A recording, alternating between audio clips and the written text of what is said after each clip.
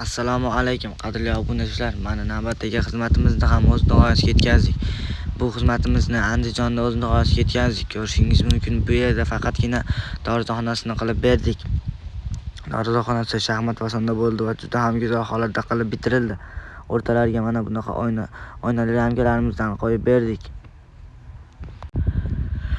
Azizlar, eslatib o'taman, joyning kvadratdan dunyoning kvadrati ko'proq ketadi, chunki dunyoning bukilishi va ustma-ust qatilishi ham bor. Shuni ham inobatga olib qo'yamiz.